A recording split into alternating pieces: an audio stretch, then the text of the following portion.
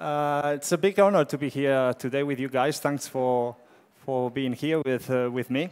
In this session, I would like to explain what we have available for entrepreneurs, startups, innovators, researchers at the European Commission with the funding and support services that we have under the framework program Horizon 2020. So let me start by saying that well, innovation, for all of us, we know that it's a key driver of economic growth, of competitiveness. It's essential for our well-being. It helps tackling global challenges while it's building jobs and growth.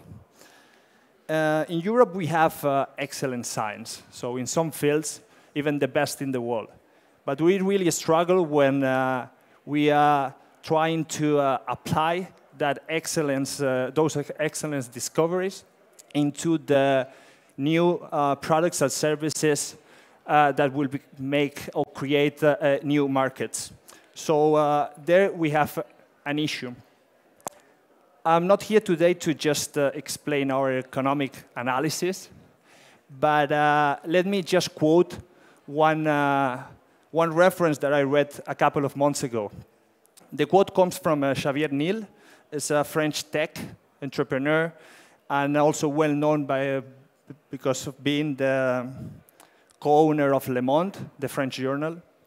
He said the following: if you sum up the market value of all the companies in the world dealing with new technologies, you reach a figure around $3 trillion.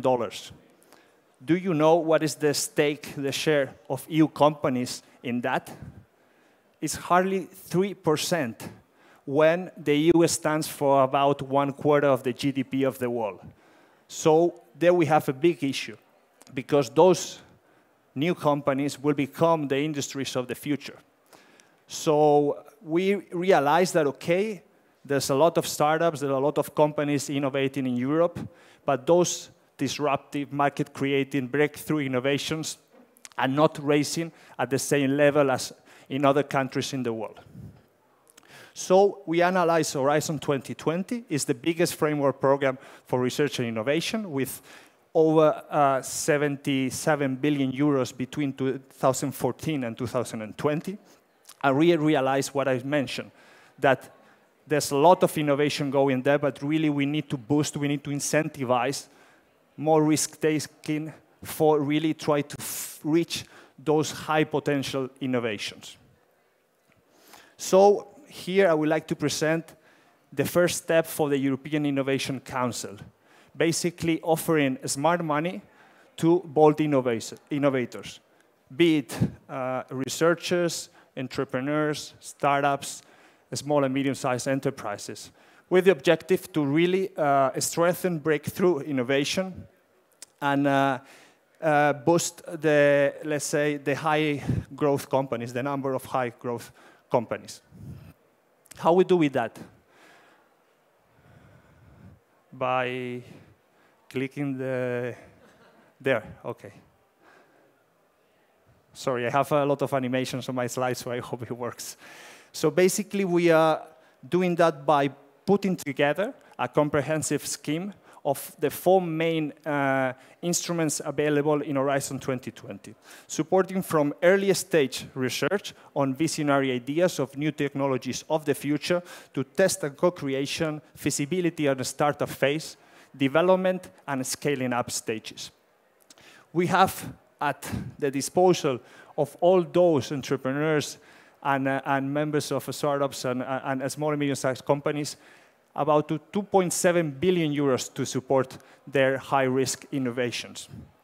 So how are these working? First, the program FED Open, that is, as I said, early research stages for new technologies of the future, that we will invest around 700 million euros to support 340 projects.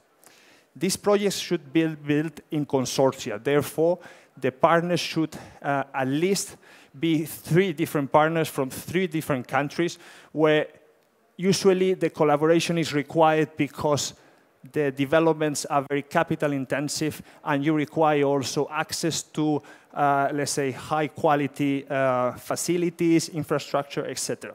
So this is really targeted to a collaboration between research centers, universities, companies, and corporates.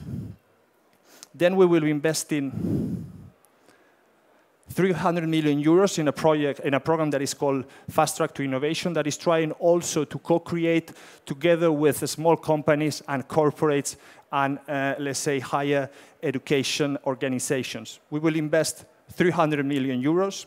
Also, equity-free money. So in both these projects is equity-free money. So basically grants, non-returnable grants, or a co-investment on 70%. So it's 70% covered by the Commission, and 30% have to be covered by the other partners. Also, it has to be a consortium built from 3 and 5 entities with a maximum amount of 3 million euros per project. Then, on the next stages, the most or the best well-known schemes at the European level is the biggest accelerator that we have. It's only targeted to SMEs, or startups and SMEs. So it is eligibility criteria. Only small companies can participate. And the biggest novelty that was launched in 2014 is that they can participate alone. So it's the first time that a European program is allowing single participation, meaning that a company from Riga or a company from Greece can participate alone, and we can finance their developments of their innovation. So how we do that? We're going to invest 1.6 billion euros until 2020 to finance over 4,000 projects. We have 2 different phases that companies can apply, and each phase, whatever the interest is. The first phase is, we call it a feasibility stage. Basically, we give a company 50K to do whatever they need to validate the financial, economical, and business aspects of their project.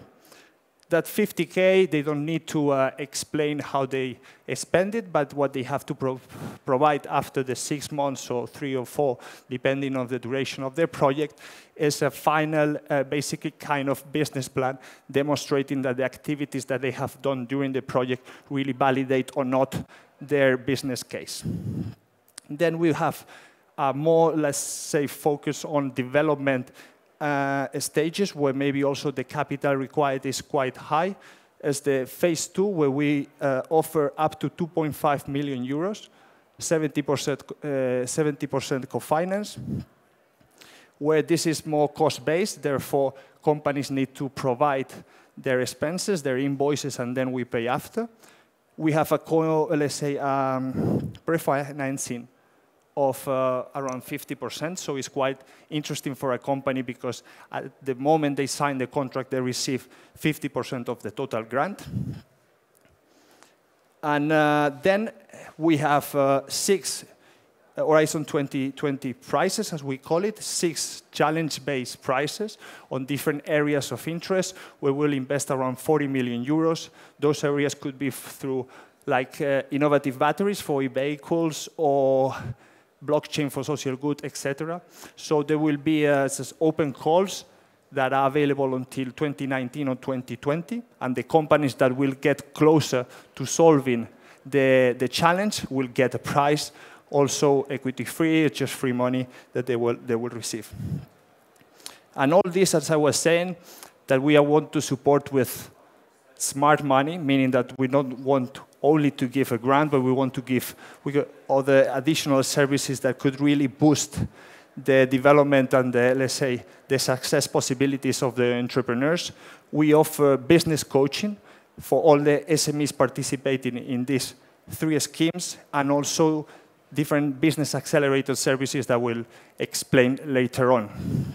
If you are familiar with the ESM instrument, I will just give you a few details so you understand a little bit how you can apply.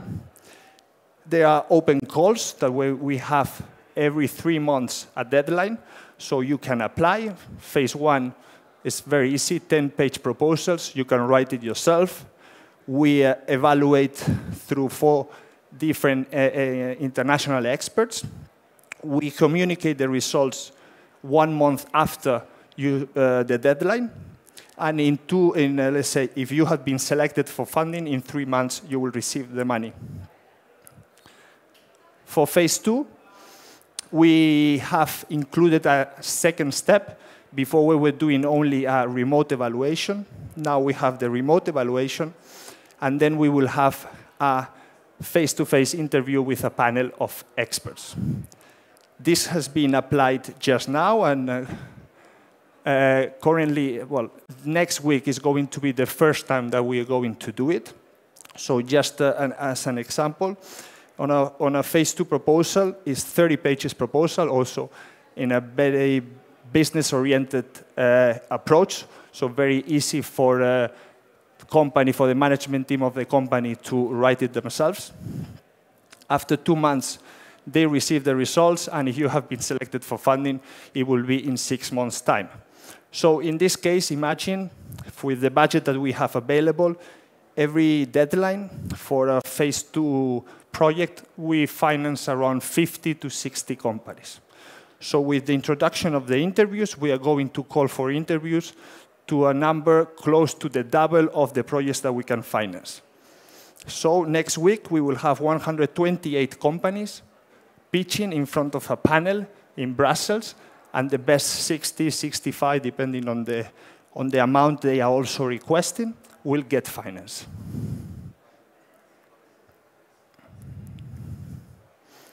As I said, it's not just about the money. We want to make the best use of the public money, and also the position that, as the Commission, with the networks and the contacts that we have in-house, and also that we have built in the many years of developments, we would like to provide additional services to the entrepreneurs in order to really maximize the impact of their developments.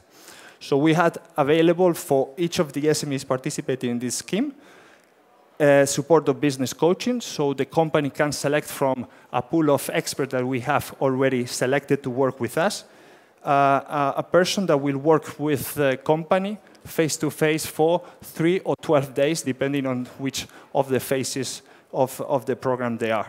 For a phase 1 of 50K, they will have 3 full days. For a phase 2 or an FTI or FED Open, they will have 12 full days. In addition, we have started to introduce business accelerator services. These services are, in a way, demand-driven. So we have been discussing with the beneficiaries of the program what are their needs, what they would like to receive from our side, whether they are struggling, etc. So based on the discussions with them, we have defined a set of services that are coming from participation in big events. So for 2018, we have selected the 8 main events in Europe that go from Mobile World Congress to CeBIT, that I know is here, Medica, Hannover Messe. So we support participation of some of our beneficiaries in a joint stand in that event, and we help also to build, let's say, business relationship, partnership, access to investors, etc. Then we have an academy where they can learn different business aspects that are important for them, or marketing, business modeling, financing, etc., and also share experiences with their peers. We have events with international investors where they can pitch their solutions, also online matchmaking, as well as the whole community that for the moment, you will see in the next slide, we have already 3,000 companies in our portfolio. So since 2014, in the ESM Instrument alone, we have more than 3,000 companies. So we tried also to put together all the community. This year, it will be in September in Berlin. We will have a gathering with all the beneficiaries of the ESM Instrument. So we will invite the 3,000 and maybe at that time already 3,500 companies to join us in Berlin, and we will organize a 2 full-day event also with all the interesting stakeholders involved. And last but not least, We have participation in overseas trade fairs. So we have selected, based also on the interest of the companies that we have in our portfolio, 15 different trade fairs outside Europe, where we can also provide 15 companies per trade fair, the participation in that fair with a joint stand of the Commission, and also different type of advice and support in order them to make the best deals and make the best of their time in that trade fair. And I forgot, it was the last thing that I wanted on these services, is also how we can help them to really build relations with corporates. We know that many of the corporates, they are really interested in what the startups are doing, because mainly they are much more flexible, they are more innovative, they don't have the constraints of the big corporations, so many times they are looking what other small companies are doing in order to or acquire them or collaborate with them, etc. We already did 2 interesting events, one full-day events with ABB and Airbus, where we invited beneficiaries from our program to go to their premises and have one full day where they could pitch their solutions and try to explore business possibilities. Just an overview of the ESM instrument so far. As I mentioned before, we started in 2014, so 3 full years already. We have more than 3,000 companies, out of which 860 are of phase 2. When checking the participation of member states, it's true that Latvian SMEs are, well, they could improve their participation. So far, we have only 14 companies that have received funding. That's also one of the reasons that I'm here, because I would like that you or participate if you're a startup, or you share with your community this possibility, what is available through Brussels that is very attractive. We believe that is really attractive for Latvian or for Baltic area companies. We have already deployed 1.3 billion euros, and well, being this equity-free money quite fast for being a type of bureaucratic approach, because our scheme is extremely fast, is very attractive. So the reality is, compared to other type of research collaborative projects, our success rate, is much lower. So we see that it's between 5 and 8% depending on what is the instrument. So companies have to know that they will be competing with maybe some of the best companies all around Europe. So that's something that also they need to have in mind. Just an overview of the distribution, by industry. Now we have made few modifications. Before, the ESM instrument was based on topics, so we had a specific budget lines for these specific domains based on the priorities that were defined and were discussed with member states. Now this has changed. Now the ESM instrument will be fully bottom-up, so maybe this, during the next years, will change. So far, we see that medical is let's say, the biggest industry, with almost 20% of the funding deployed on that area, and maybe fintech so far is the lowest, but these things could really change with the years being now fully bottom-up.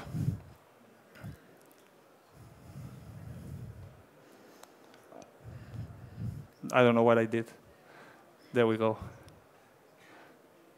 Okay, few numbers, because on what is happening with those companies that we are supporting. So now we are analyzing our portfolio and trying to understand, okay, with the money they got, we know that they developed some projects, but we want to know more. So we are following through them, through service. We will follow them after the completion of the projects up to 3 years, but we also checking the available information, like in these cases from deal room, to understand, okay, what's happening.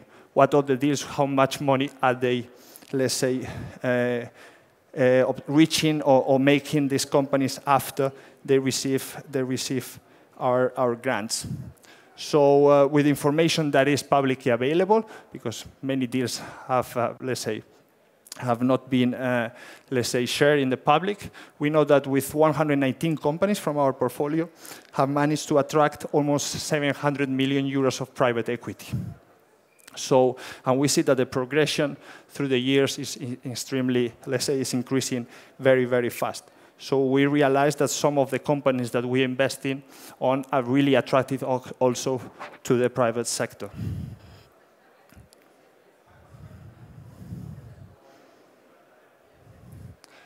Few data also on exits.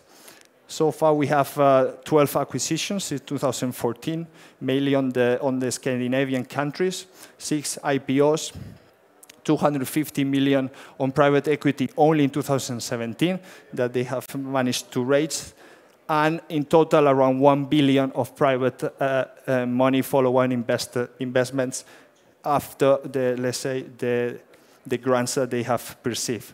So we are, in a way, seeing that, okay, where we are putting the money is in a place or in companies and organizations that are really making a difference because they are also able to attract later on different rounds of private money. Just to conclude, I would like to conclude with several success stories. Of course, this is relative. We have plenty of very interesting companies, but this could, in a way, show how different approaches or how things could be solved through our intervention. So the first case is a company from the UK. It's called Haptics. This company is really disrupting totally the market. So far, it's the only company that is offering these services. Don't tell me what they do because I try to understand in a way, but maybe I'm too stupid or I'm too bureaucratic now, but it's tough to understand. But we gave them a phase 2 grant of 1.5 million euros in 2015. And since then, they have been receiving prizes, and they have managed to have a Series B of almost 18 million pounds in 2017. So this is really one of the most disruptive companies that we are financing in our portfolio.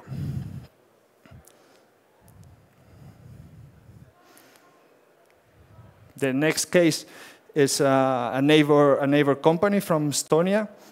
They are doing graphene batteries. They are very popular now. They are everywhere in the media, skeleton technologies.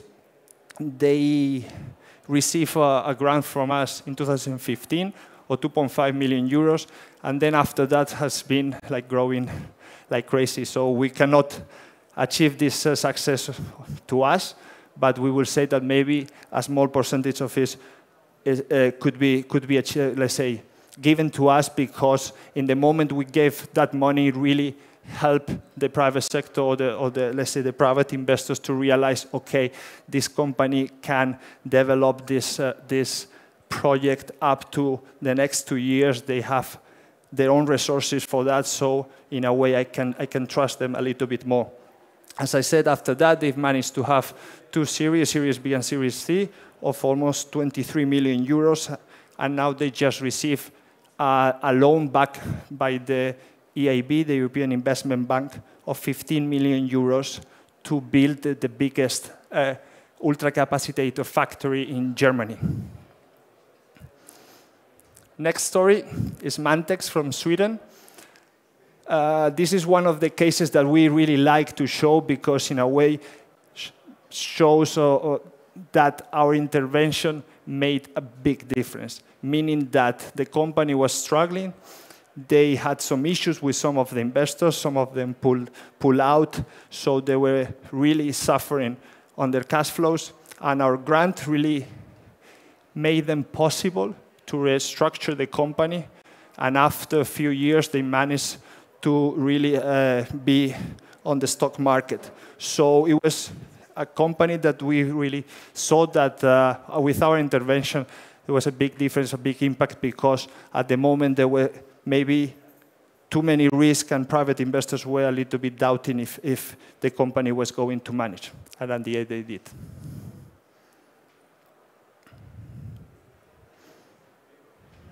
And the last story I wanted to tell now, it's a company from Israel. Basically, they were doubting if if they wanted, they were doubting to go to the European market or the US market. And basically our grant made them decide that they were going to invest in Europe instead of going to the US. So we managed to, let's say, keep the business here rather than make it this extremely successful company go directly to the US. So this was it from my side. I have one special guest now because when we were coming here, we got in contact with some of the beneficiaries of our scheme, and I have, let's say, the honor to invite one of our beneficiaries that is here in the audience with us, that he will explain a little bit what the company is doing. 5 minutes, is possible? Yes? Okay, and they will explain a little bit what is the, let's say, what was the experience participating in our scheme. Sorry, I need to see the name, just I pronounce it correctly. This is Janis Graubins from AnotherKey, so thank you, and please explain your case.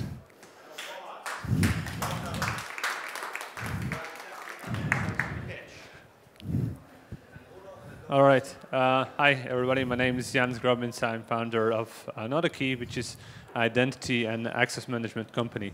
So what we do is that, I guess you all have bank accounts, and when you typically need to open that, you have to go to a bank's branch. However, the legislation in Europe and elsewhere is changing, and now like remote identification is possible. So we give the tools necessary in order to, through a video call, check if the ID documents are valid, to check out in external database if there's such a person, do face matching of the document with the person, check all sanction lists, and in the end, the user is verified and he can open the bank account. Our experience with Horizon 2020 is that we applied when we started our company 2 years ago. We did the application ourselves, and we were lucky to receive 50,000 grant. The thing what I want to mention, what also Iker was telling, is how important actually also might be the mentorship which they provide.